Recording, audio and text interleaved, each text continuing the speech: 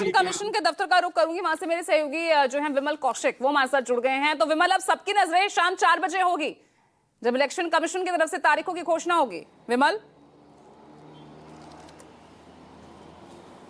जी बिल्कुल, जैसे ही ये खबर आई थी कि चुनाव आयोग की टीम जो है वो बिहार के दौरे पर जा रही है 2 दिन के लिए, उसी समय कयास लगाए जा रहे थे कि जल्द ही अब चुनाव की तारीखों का ऐलान होगा और वो घड़ी भी आ गई। आज शाम को 4 बजे जो है वो चुनाव आयोग जो प्रेस कॉन्फ्रेंस करेगा और बिहार की 243 विधानसभा सीटों के लिए चुनाव की तारीख का ऐलान करेगा। और जो ये उम्मीद की जा रही है कि 2 फेज में चुनाव होगा और खासकर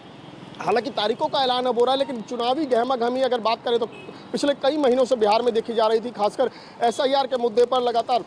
विवाद भी सामने आता रहा, जिसको लेकर कल चुनाव आयोग ने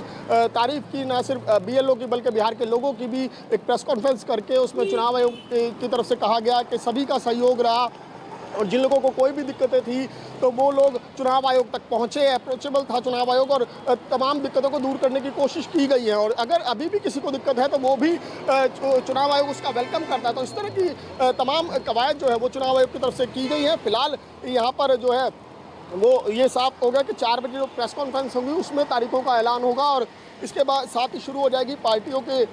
बीच जो है वो सीट शेयरिंग को लेकर जो लगातार पिछले कुछ दिनों से हम देख भी रहे हैं कि जो बातचीत लगातार चल रही है, चाहे वो जेडीयू बीजेपी हो या फिर आरजेडी और कांग्रेस हो।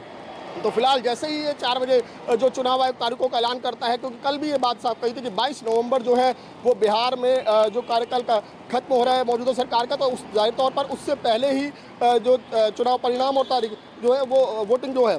वो हो जाएगी। जी पूजा, बिल्कुल, बिहार चुनाव का शंखनाद आज से बिल्कुल बज जाएगा और 5 घंटे 23 मिनट 29, 28, 27 सेकेंड काउंटडाउन शुरू हो चुका है।